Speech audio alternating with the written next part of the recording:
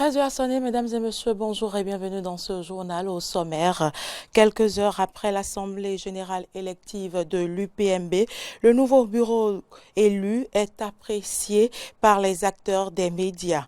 Plus d'un an après sa promulgation, la loi portant régime juridique du bail à usage d'habitation domestique rencontre quelques ronces dans son application sur le terrain. On en parle dans quelques instants. Et puis, 4 cas suspects de virus Ebola sont testés négatifs dans l'est de la République démocratique du Congo.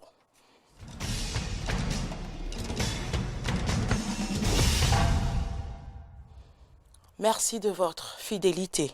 Drame dans la commune de Bopa, plusieurs personnes sont mortes par noyade dans le lac Aimé. Les intéressés auraient pris ce lundi soir la barque de l'embarcadère de Bopa pour se rendre à la rive d'Arwango. 16 corps sont déjà repêchés et 4 survivants transportés à l'hôpital grâce à la mobilisation des populations et des autorités à divers niveaux. À ce propos, nous allons recevoir notre correspondant Mono Koufo qui est déjà en ligne.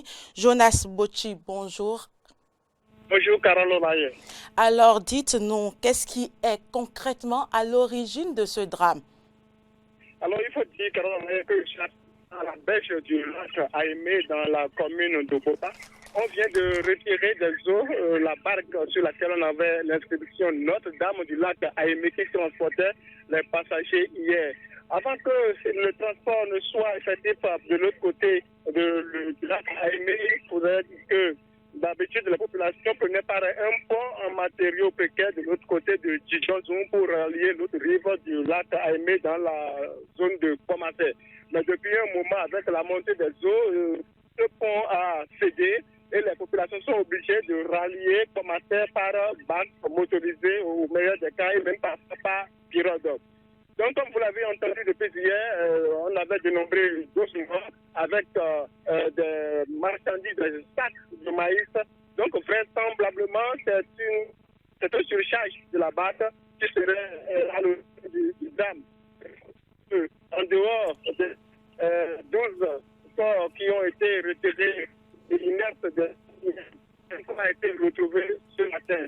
Et quelques survivants ont pu il y a eu quelques survivants du drame. On a 3 cas actuellement à l'hôpital de zone de Commun, dont un bébé de 3 mois. À Bopa, ici, il y a une dame également qui a eu la vie sauve. Et il y a également un homme qui est sorti parce que lui savait assez nager, qui est sorti des eaux et est rentré directement chez lui. Ce monsieur a perdu dans ce drame sa femme et jusque-là, on n'a pas encore retrouvé son enfant. 3 autres corps sont disparus jusqu'à présent qu'on n'a pas encore retrouvés. Alors, vous venez de faire également le bilan de ce drame, Jonas Bochi. Il semble que plusieurs ministres sont déjà sur les lieux. Dites-nous, qu'est-ce qu'il faut retenir de leur passage et quelles sont les dispositions qui sont prises par les autorités pour la suite? Effectivement, 3 ministres du gouvernement étaient à Bopa ce matin. Il s'agit de Maounion Kakpo de l'enseignement secondaire, Benjamin Foupati de la santé et Roumia Douadani des finances. Ils sont d'abord venus présenter les condoléances du gouvernement aux familles éplorées par ce drame. Aussi ont-ils profité de l'occasion pour donner des instructions aux forces de l'ordre pour qu'on puisse sécuriser la berge de Bopa afin que le transport par ce côté de la Caïmé soit désormais plus sécurisé. Aussi ont-ils donné des instructions pour qu'on puisse tourner un regard vers ce pont de Djidjozoum qui a cédé et qui a contraint les populations à commencer par prendre par le lac Aimé pour rejoindre Komaté. Voilà en gros les instructions que les ministres ont données ce matin. Il faut dire qu'à Bopa, ils ont rendu visite à quelques familles. Ils sont allés à l'hôpital de Bopa, ils se sont rendus ensuite à Pomé pour voir les trois qui sont encore là-bas. Actuellement, ils sont en route vers Komaté pour voir de l'autre côté ceux qui ont également perdu les membres de leur famille. Je vous signalais tout à l'heure que hier déjà, quelqu'un était venu retirer 4 corps. C'est-à-dire que le drame a fait des victimes de part et d'autre du lac Aimé. Merci à vous, Jonas Botti, pour ce point sur ce drame. Ce journal se poursuit. Le Parlement béninois a adopté le mardi 24 avril 2018 la loi portant régime juridique du bail à usage d'habitation domestique. Une loi qui devrait permettre de réguler un secteur marqué par la toute-puissance des bailleurs. Plus d'un an après sa promulgation, quelle est la réalité sur le terrain? Réponse avec Ayat Foué et Denis Marouya. Adoptée par l'Assemblée nationale le 24 avril 2018, la loi numéro 2018-12 portant régime juridique du bail à usage d'habitation domestique est un test à portée sociale. Elle réglemente les droits et devoirs du locataire et du bailleur, ainsi que ceux de l'agent immobilier, parfois confondus aux démarcheurs. 16 mois après sa mise en application, Félix Agbissi, propriétaire de plusieurs habitations domestiques, se prononce. Cette loi, c'est venu. Bon, on n'a pas le choix. Hein. Comme c'est voté par notre Assemblée nationale, nos députés, on est obligé de respecter. Et cette loi est votée, mais ça n'arrange pas les propriétaires. Une loi votée et qui n'arrange pas la population, c'est tout un problème.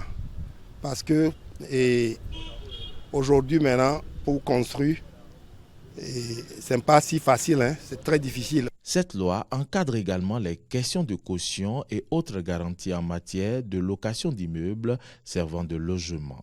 Dans l'exercice de ses fonctions, Anselme Dohou, démarcheur, apprécie la loi au vu de son expérience sur le terrain. Les gens confondent l'avance et la caution. Quand tu donnes l'avance là, tu peux consommer ça, tu peux bouffer ça. Mais la caution dépose ça comme garantie. Normalement, le gouvernement devrait dire 3 mois de caution et non avance. Sinon, quelqu'un qui vient louer chez toi, il donne 3 mois d'avance, il peut consommer ça. Et tu n'as pas le droit de le faire sortir de la chambre. Nous sommes dans un état de droit. Beaucoup de propriétaires respectent. Mais ceux qui ne respectent pas là, ils ont raison. Parce que nous sommes au-dessus de la loi. Quand tu veux faire de pareilles choses, tu dois te protéger à l'avance. Comme quoi, le gouvernement dit 3 mois. Les gens vont donner les 3 mois. Mais on donne encore 3 mois prépayés, quoi. Donc quand tu veux écrire là, quand tu es intelligent, tu mets 3 mois d'avance et 3 mois prépayés. Pour Julio Tometti, agent immobilier, l'autre problème à résoudre est celui des démarcheurs. En ce qui concerne la commission de démarchage ou bien de l'agent immobilier que la loi a fixé à 50% du coût mensuel, ça, ce n'est pas du tout encore dans les habitudes. Pas du tout alors. Parce que et là, ce sont les autres professionnels, pas d'agents immobiliers, mais les démarcheurs surtout, qui sont réfractaires à la chose. Ils n'entendent pas que l'on discute de cet élément-là. Il y en a quand même qui dénient même carrément à la loi l'organisation de leur métier. Encore que la loi ne les a pas formellement reconnus. La loi a reconnu les agents immobiliers notamment. Nous continuons comme si de rien n'était, seulement que, bon, d'une manière ou d'une autre, ceux qui se sentent obligés appliquent la loi en ce qui concerne les questions de loyer et autres. Ceux qui ne se sentent pas obligés ni contraints continuent de faire comme bon leur semble. Si la loi sur le bail à usage domestique a soulagé les locataires, elle est encore diversement appréciée et appliquée par les différents acteurs, notamment bailleurs, agents immobiliers et démarcheurs. Ces derniers, notons-le, n'ont pas une existence légale. Fermeture momentanée d'organes de presse pour défaut de moyens financiers, réduction d'effectifs pour les mêmes raisons pour d'autres médias. Le système économique de la presse béninoise est au bord de l'essoufflement. Quel modèle économique faut-il implémenter aux médias béninois? Élément de réponse dans ce reportage de Maury Agua et de Denis Marouya. Plusieurs maisons de presse sont en crise. Si certaines ont déjà fermé, d'autres ont licencié une partie de leur personnel pour faire face à la crise économique. Casimir Pédior fait l'état des lieux. C'est comme si nous sommes dans un désert. Il n'y a personne pour s'occuper de cette presse. Que ce soit l'État qui signe des contrats avant que des organes de presse puisse survivre. Si aujourd'hui, il y a un certain nombre d'opérateurs économiques qui sont en exil et qui ne peuvent plus aujourd'hui sortir leur chéquier et signer les chèques, vous avez vu à quoi ça a commencé par ressembler. Il est quasi impossible donc que l'aide de l'État à la presse règle véritablement tous les problèmes pécuniaires d'une maison de presse, selon le directeur de publication de Nouvelle Économie. L'aide de l'État à la presse ne peut pas payer le fonctionnement d'une télévision, d'une radio, encore moins de la presse écrite. Stéphane Toura. Les organes de presse qui se fondent sur cet aspect de subvention pour se développer ont eu seulement à leurs dépens. Il faut définir, selon Casimir Pédior, un modèle économique pour la presse comme il l'a été pour le football. Le président Patrice Talon, au-delà de tout ce que je peux lui reprocher en termes de gouvernance, il a démontré à travers le sport, surtout le football, le financement du football par les entreprises privées. Il déplore tout de même le comportement des entreprises envers les maisons des médias. Aucune des entreprises au Bénin aujourd'hui n'a le bon regard envers les médias. On ne demande pas de faire des dons. C'est un partenariat gagnant-gagnant.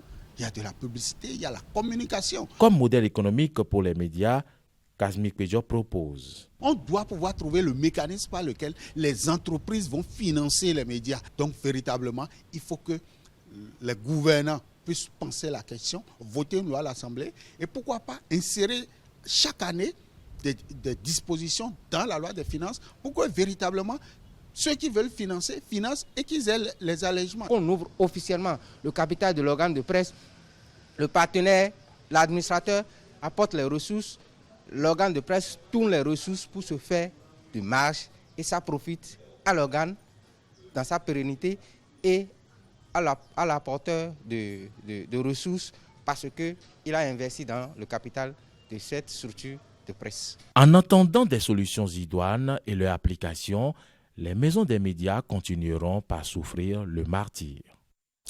Vous le savez, depuis samedi, l'Union des professionnels des médias du Bénin UPMB a un nouveau bureau. Quelques heures après l'Assemblée générale élective, quelques acteurs des médias donnent leur appréciation et parlent des défis sur lesquels le nouveau bureau est attendu.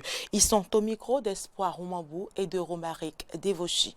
Je trouve que c'est très important son élection parce que elle est la première dame d'ailleurs. Et quand il y a une dame quelque part, c'est de la lumière, c'est de l'évolution et pas mal de bienfaits dans le sens de l'évolution des tâches à elle confiées par ses pairs. Il y a plusieurs défis qu'elle doit relever. Premièrement, vous n'êtes pas sans savoir que la chaîne de télévision Carrefour TVC vient d'être fermée pour des raisons financières et techniques, nous a-t-on dit. Je voudrais qu'elle fasse l'effort de dénicher, de faire des enquêtes pour trouver ces chaînes-là qui existent aussi dans l'ombre, qui officient, mais pour des raisons n'osent pas encore dire ouvertement qu'elles vont fermer. Après ça, il y a que nous sommes journalistes et on n'a pas d'organe de presse. Il y a certaines personnes qui sont journalistes, ils n'ont pas d'organe de presse, mais qui s'infiltrent dans le rang des journalistes et vous les voyez sur le terrain et qui sont aussi à la quête de l'information. Mais quand les promoteurs d'événements les payent arriver sur le terrain, ils n'écrivent rien. Donc, il va falloir qu'elle fasse un assainissement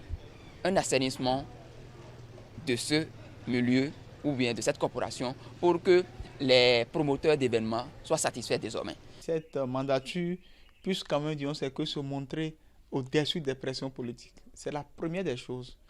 Seconde chose, il faudrait quand même, disons, c'est qu'elle joue véritablement son rôle de syndicat. Jouer son rôle de syndicat, c'est pouvoir aller au-devant des choses pour dénoncer les dérives, pour dénoncer quand même, disons, c'est que les attaques infondées dont font l'objet certains promoteurs d'organes de presse.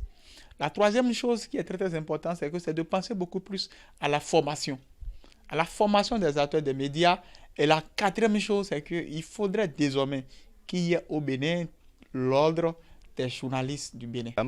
C'est un être humain qui a assez de compétences, assez de qualités, qui a suivi un président pas, elle était vice-présidente du président qui est parti, et je me dis qu'elle a assez d'expérience et donc je ne la prends pas comme une femme. Cette qualité, ce genre qu'elle a va peut-être influencer sur les décisions, mais il faut qu'on note qu'elle a assez d'expérience et de qualité et donc il faut la prendre comme une femme et un homme en même temps parce qu'elle a la trempe qu'il faut et donc c'est pas comme une femme, c'est tout comme un homme. Là, il y a des radios, des télévisions qui sont fermées, faute de problèmes financiers. Il y a assez de problèmes. Il y a aujourd'hui que on dit d'une manière ou d'une autre que la presse béninoise n'est plus trop libre. Il y a des journalistes qui sont arrêtés. Il y a assez de problèmes. Il y a qu'elle doit pouvoir travailler, qu'elle doit pouvoir mettre les bouchées doubles afin de résoudre certains problèmes.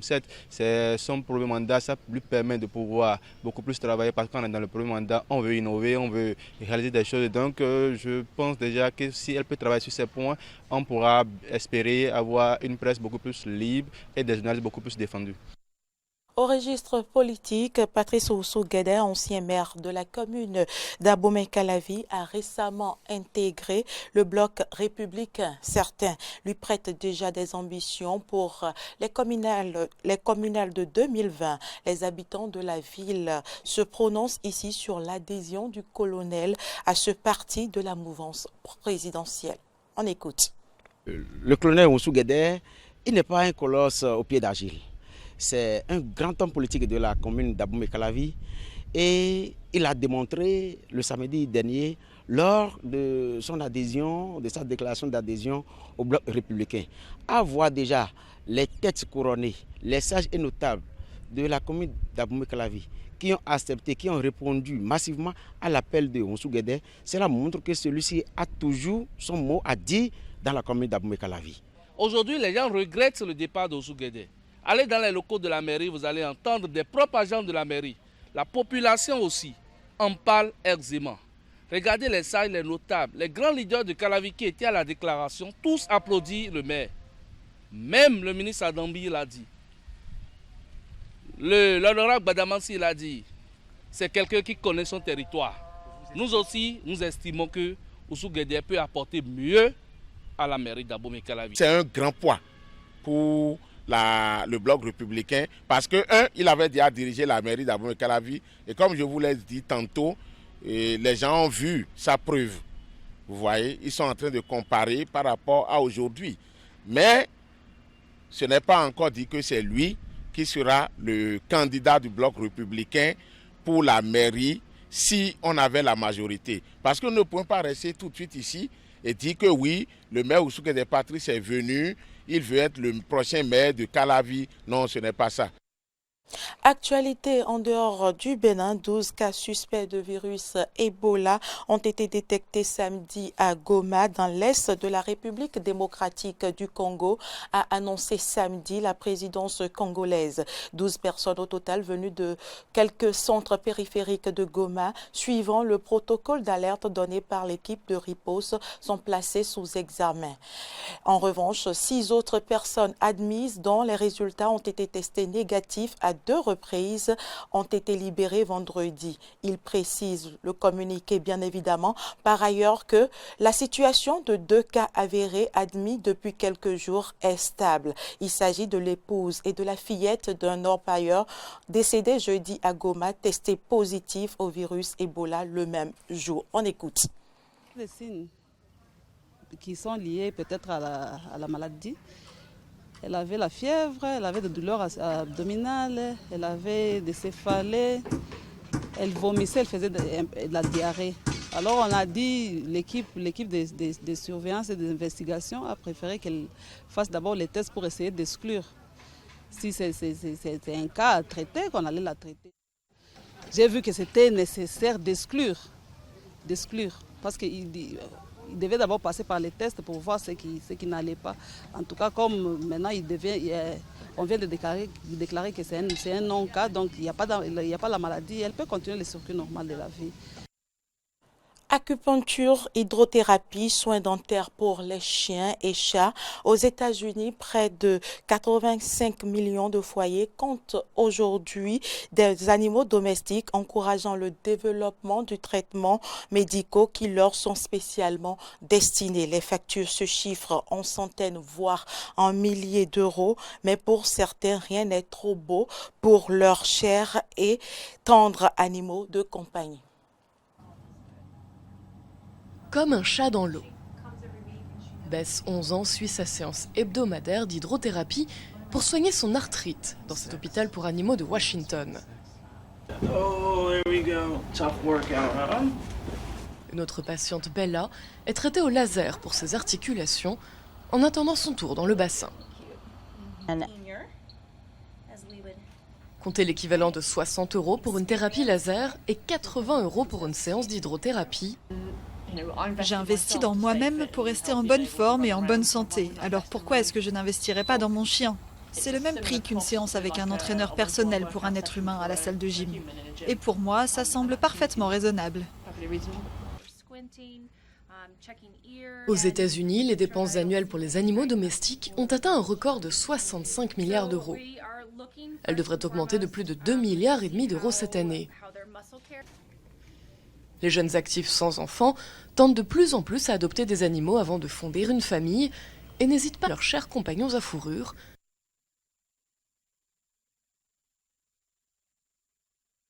Pelouse fraîchement tondue, arbres bien taillés. Dans les jardins américains, l'ordre est souvent au rendez-vous. Mais à Washington, un mouvement connu sous le nom Réensauvagement fait des adeptes chez des écologistes et des militants sociaux. Reportage. Au cœur de la capitale américaine, une sorte de forêt vierge, havre de paix pour la faune et la flore locale. Le style, imaginé par la paysagiste Anna Burger, appartient au mouvement du rewilding, ou réensauvagement, qui prône le retour du jardin à l'état sauvage.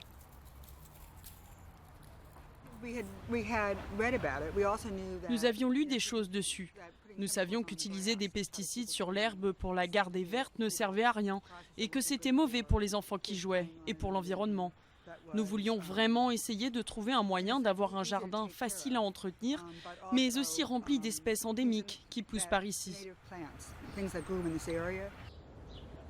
Un refuge pour les plantes et les animaux. Anna et son voisin Jim ont tous deux reçu des certificats Habitat sauvage naturel, car leur jardin offre à la faune locale de quoi se nourrir, boire et s'abriter. Je voulais créer un espace pour prendre soin des animaux du quartier. J'essaie d'avoir des endroits pour que les oiseaux puissent faire leur nid, surtout durant l'hiver ou lorsqu'ils élèvent des petits. Et j'ai aussi beaucoup de bassins pour eux. J'essaie de les maintenir propres pour qu'ils aient la place de venir se nourrir. À 50 km au nord, à Baltimore, le réensauvagement a un autre intérêt. Ici, autrefois, il y avait 2 bâtiments. Tous ces bâtiments sont vides, donc il y a environ 14 000 terrains abandonnés, comme ceci, et 17 000 appartements vacants, là. Ils vont tous être démolis. Alors que faire de ces espaces après? Avec ses étudiants, le professeur Chris Swan a transformé une dizaine de ces terrains abandonnés en jardins sauvages comme celui-ci, utilisant essentiellement des espèces endémiques. Selon une étude récente, transformer les terrains vides en espaces verts contribuerait à faire baisser le taux de criminalité et à améliorer la santé mentale, en plus des effets bénéfiques sur l'environnement. Une plus grande biodiversité des plantes contribue à une plus grande biodiversité des insectes. Et cela peut aussi conduire à une meilleure biodiversité des animaux, notamment des oiseaux. Mais le pendant de tout ça est que ça fait un peu fouillis, pas entretenu. Et les gens adhèrent toujours à cette notion d'un jardin bien tenu.